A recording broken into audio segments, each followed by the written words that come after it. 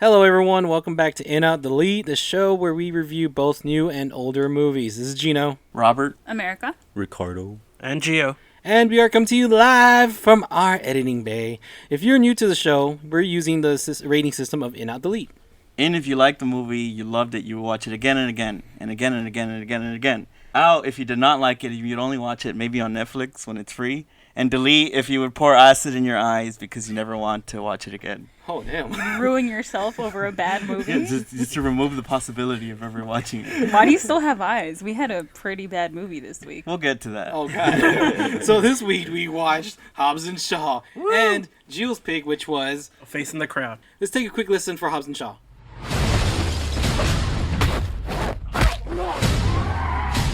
Get in the car. We're all going. Not you. I said we're all going. Buckle up. You might want to just... Is he doing what I think he's doing? Yep. Odds on survival? 60-40. Cowboy up. Lawman Luke Hobbs and outcast Deckard Shaw form an unlikely alliance when a cyber-genetically enhanced villain threatens the future of humanity. This shit is trash. Oh! I'm out all the Wait, way. out or delete? Oh, delete, yeah. Oh, fuck. I lost some brain cells. I'm sorry. Holy shit. Yeah, this is the worst movie I think I've ever seen. The runtime was really, really long. It was in the 2-hour range. 2 hours 17. There you What go. the I'm telling you, I felt all of those 2 hours. I kept falling asleep. Oh, God. You get some good naps? That's it. I'm deleting. This is trash. Yeah, I'm going to jump in on this because, delete. Oh. Because I almost had that same experience. I was so bored out of my effing head. It was bad. There were so many times where I was just shaking my head Yes. in like, I agree. that did not just happen. In awesomeness. Like, yeah. And they had the audacity to have end credit scenes. And I So think you loved it so much you stayed to the end of the credits. earlier in the day, I saw that there was on IMDb that is it like, does Hobbs and Shaw have end credit scenes a la Marvel Universe? Mm-hmm. They're like, Answer. yes. Who cares? So I was like, okay, let me see what the hell it is, and then it was like, I want my money back. All right, Ricardo, what about you, man? I deleted it as well. Holy yeah, shit. man, complete delete. I think it was the worst movie of the year, by far. The acting was terrible. The story was terrible. There was no CGI was story. terrible. The longness was terrible too. I actually fell asleep when I opened my eyes and it was like in the credits. I was like, "Thank God, I'm out of here." Thank God. So yeah, And there was still more. yeah. I didn't know about that. Robert. I'm deleting. Yeah. Yeah, this Welcome is to the club. such a miserable experience. And I like the Fast and the Furious movies. I like a big, I don't want to say dumb, but just kind of brainless action. Like a popcorn movie. Action movie, yeah, popcorn movie. Yeah, I love those type of movies. But everything about this movie was very generic. Generic plot, almost out of, like, they picked plots from other movies and just made it into one. Yeah. Generic villain. Generic action, which was disappointing because that's the fun part of the exactly. Fast and the Furious movies. It's almost unbearable. Gino. So Gino's face looks like, God. oh, God. Oh, Dude, I'm in, man. I'm Wait. in. Wait. For Are real? so you're the audience. I am the audience. Now I'm fucking with you. I'm deleting that shit too. It was a waste of a buddy movie with all these spy elements and whatever. Like, we all seen this shit before. Like, I like the idea of Idris Elba being a villain because he has that characteristic, look and shit. Yeah, he's But- a good Yeah, actor. some great actors. Yeah, but come I on. was waste, wondering why he right? took What a that role. waste. Like, why would you do For that the to money. yourself? I mean, shit, I would He be just in this needed fucking some movie extra if they fun gave me money for the month, so Yeah. he took that movie. Is this our first all delete? Is think it? it might be. Yeah, all See, I'm telling you, right. this Might be is a the clean worst sweep. movie like ever. We're like the Power Rangers right now. Wow. Let's talk about the cameos. All right, Ryan Reynolds. Yes. Okay, Kevin Hart. Completely Yeah. unnecessary. Once he kind of came out, like that, it really took me out of the movie. Like, Yeah. it was like, what the? Why is Kevin Hart know. here? To me, it just further like- drove the nail into the Yeah, coffin. it was. There was even parts where I was watching the movie and then I would just like pan to the exit sign. I was like, oh Which is shit. the fastest way, Yeah. fastest way out. Get me out of here. Dude, no, like all of a sudden, like, you can feel they're trying to do the Fast and Furious elements, like freaking Jason Statham's driving a nice-ass McLaren, he's drifting through the streets of London, and then the motorcycle guy starts drifting too. The Nos on Samoa scene. That was God. like... As soon as they press the Nos and they go, and then they follow the Nos, I was like, here we go again. This is like, it's not a Fast and Furious movie, you don't add Nos to it. I know these movies tend to be over the top kind of thing, but I cringed at certain parts, like, or the whole Rock holding onto the helicopter and the truck at the same time, and then rechaining the chain to like the little winch thing. I was like, that's not how that works.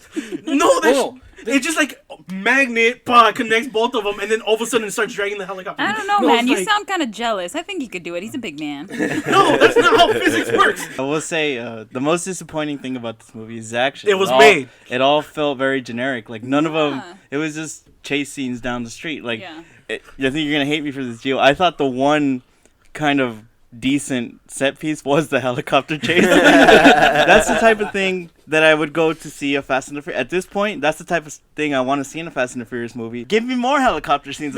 This movie could have used more pulling helicopters. I wanted more. Yeah. I wanted more helicopters. It has to be over the top for it to work. And it's over the top, and then this is like... No. But it didn't have enough of that. That's the movie's problem. They're taking this from space. That's over the top they are. I'm not in it for the story. I'm not in it for the acting or the directing. The only thing I want to see is fucking cars magically hooking onto themselves and The Rock pulling a helicopter with a chain out of the air. That's the only thing I would have saved it. And it only had one of those scenes, and that's why it was so boring. Yeah, because I thought The Rock is funny. The Rock could be funny, you know? And it not in this movie. Yeah, not in this one. Dude, I was like, this movie was literally 75% them bickering with each other like an old married couple. But not even good. 25% of them, they even freaking say it, which is pretty bad writing. There's like, if we work together, we can defeat this. That was literally said in the movie. You might as well have said, like, Wonder Twin powers activate. Pretty much. I think The Rock has too much power in Hollywood now, where he gets to manufacture his own scripts, but he's not creative. So they take from every popular movie and mash it up into theirs, right? Aimed at China, right? Because that's a huge market that's opened up in movies. Yeah. And so even if a movie that doesn't make a lot of money here, it'll make a lot of money over there. That's why in his movie Skyscraper, it was literally set in China, because they're like, hey, you and guys are watching. that's why it's so dumbed down, you know? Because don't call the Chinese people dumb. because it's a movie in English. Translatable. It's a movie in English where they don't have to say a lot of words. They just have to shoot a lot of things. Oh. You guys know how bad this movie was?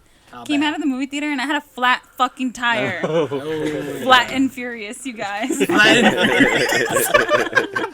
did you guys notice in the movie too where they would have like, it looked like The Rock wasn't even in the studio with them. Oh yeah. So it was like filmed. I'm pretty sure that's reshoots. He's in it looks so bad. He was Like doing Jumanji. he's by like that looking time. at his mom, but he's like looking somewhere else, and the mom's eyelines are like they weren't in the room together. It was weird, dude. Yeah, I agree. Get out of here. Wait, so Gio, what was the post? Because I didn't fucking stay. You kidding me? What was the post-credit scene?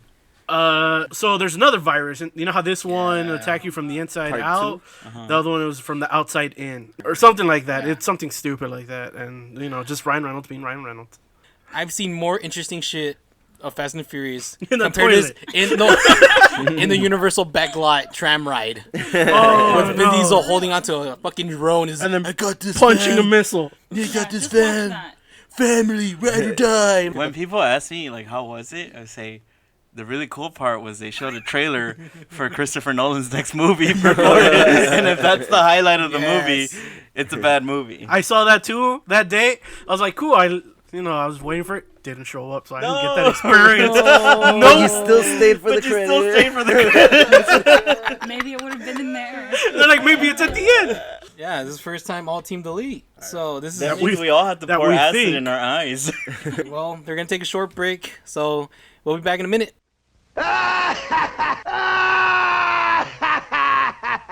Oh, lonesome roads.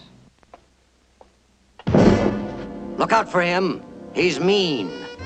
Ladies and gentlemen, this is Andy Griffith, another sensational newcomer from Elia Kazan, who brought you Marlon Brando and James Dean and Carol Baker.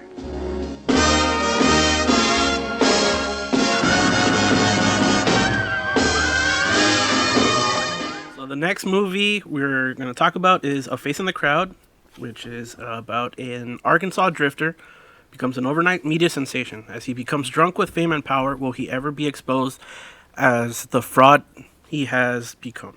So why'd you pick this movie, buddy? I've only seen it the once.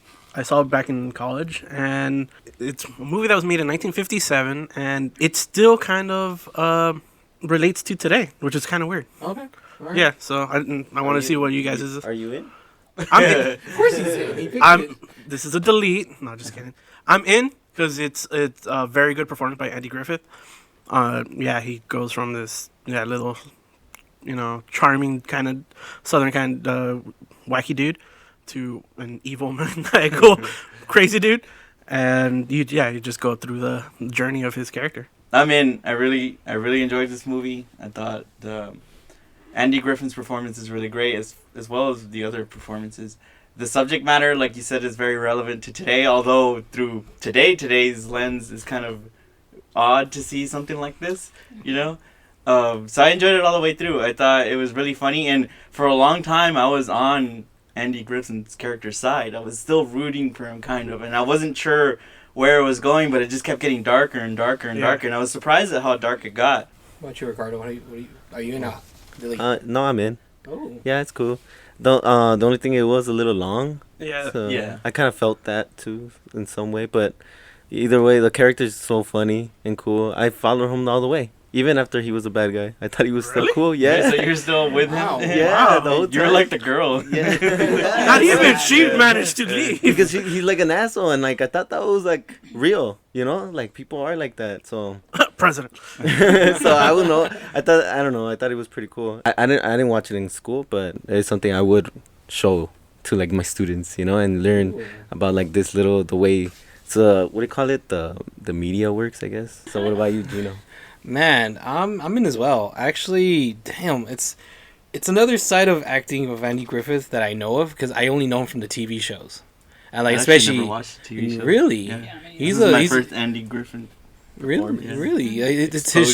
his show. He's just a good cop trying to do good with his little town, and he has a wacky partner. You're used to him being the wholesome, nice wholesome character, Yes. like in that Which Griffith he show. still is for a big portion of this movie. Yeah, he starts off. Even then, not whole complete, because he's a drunk. He's when the movie starts off, he's in jail for being drunk. I know, and then I liked it just because it's a character you want to picture him playing as, and I really enjoyed his acting as his performance of it in general, and I can see that as like relatable on modern times. What about you, Marco? How do you feel about this? I'm in. I liked it. I thought the performances were good. It did feel a little long. That's, I think, my only complaint.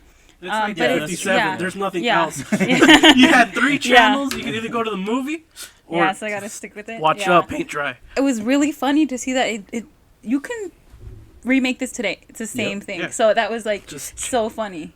make Yeah, him an influencer. He's he has an Just watch Instagram people account. go crazy. He has an Yeah. Instagram account. I know. Yeah. Yeah. The thing I liked about his performance is it's almost really hard to see where the turn is, right? Yeah. For like Yeah. evil, For like sure. it's a very long gray area, and you wonder like maybe he was always that way, right? And it's just the TV showing you his true colors. He starts off in jail. Yeah. So he was already kind of, he's not fairly wholesome. He's got already some issues, some problems. As the movie progresses, you even learn that he has an ex-wife somewhere in some other state or whatever.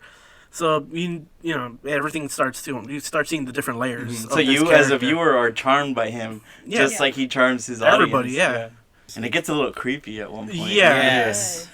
And it put me in a bad mood when he like watches the teenage girls do it. That scene was really, Yeah. really hard to watch. It's at first like the whole girls crowding thing. I was like, oh, that's cool. It's like a Beatles thing. And next thing you know, like, yeah, number 2. Oh yeah, he was zeroes in on her. Yeah, and the girl's like looking back, like, oh my god, he's staring at me. He's like, Yeah, yeah. they have that little stare off, and then he's like, "Come on up and twirl your baton for me," and then Euphemism. that's it. But it's The fucked deal up. is sealed. It's fucked He's up. off He to promised to Juarez marry. with her.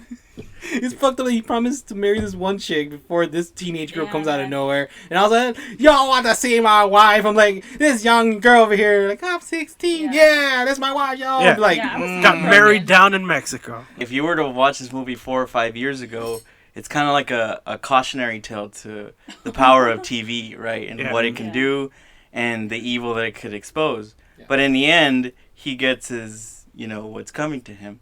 Today, there are no consequences, right? Yeah. For him, there were consequences to the things he said.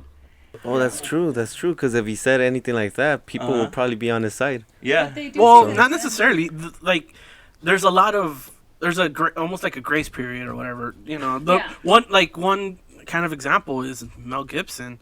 He said all those things. All those anti-Semitic specifically talking about who, right? But which is.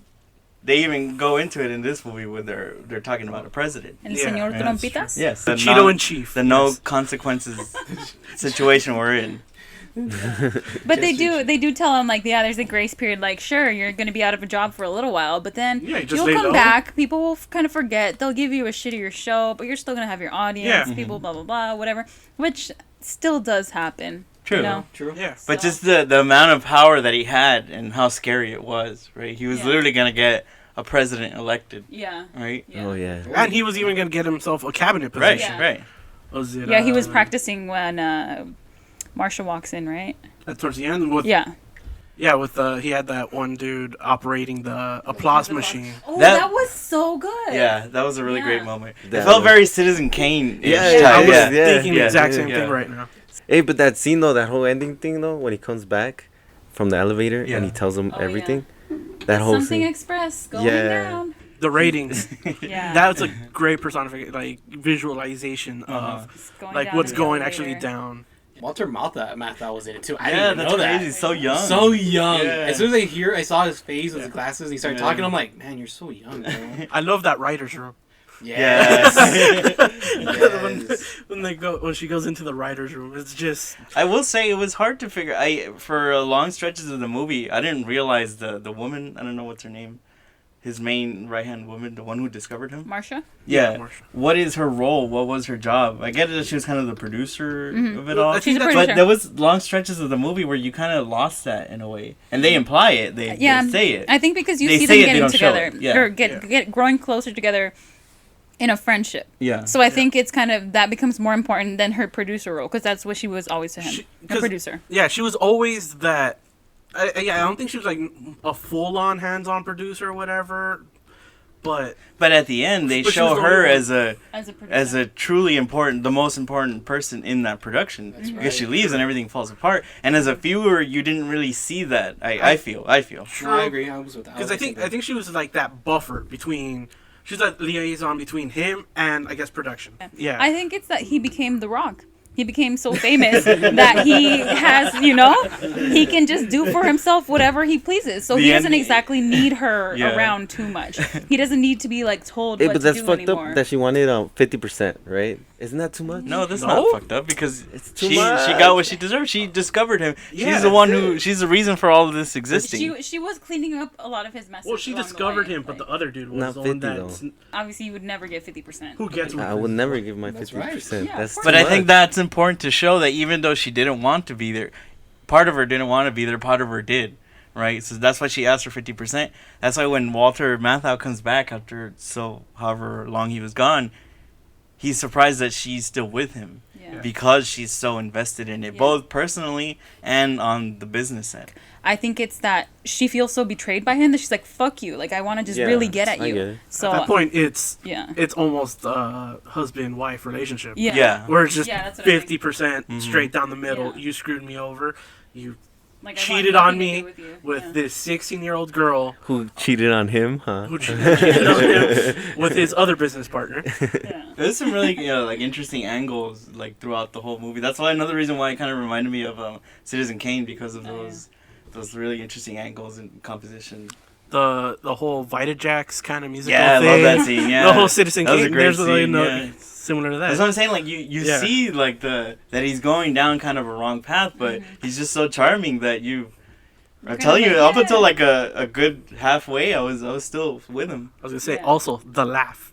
Yeah. The laugh is so maniacal. That's dope, man. I like it. Hey, that's crazy. He'll get paid like $1,000 a week, right? $1,000 a week, and in the past, in the beginning, in the beginning, in the beginning, in negotiation, he didn't even try. He was just like, "How about $1,000 a week?" And they're like, "No, that's too much." He's like, "Shut up, bitch."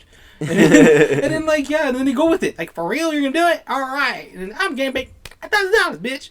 And then he does his whole little routine, like, they want me to talk to this box right here. Hey, and it's a trip too when he's losing his little career, you know, in the elevator. The guy on the phone is like, "Oh, I already got my next guy. Like the next one's already ready," you know. So that's kind of fun. He's already yesterday's news. Gio, again, thank you for showing us this movie. Yes, it's really it's way better than the Fast and Furious one. Oh yeah, even though it's 2 hours long as well. If you could hunt it down, check it out. Make sure to tune in next episode as we review Scary Stories to Tell in the Dark and my pick, which is Bloodsport. Woo! Woo! Woo! So, till next time. Good night. The haters.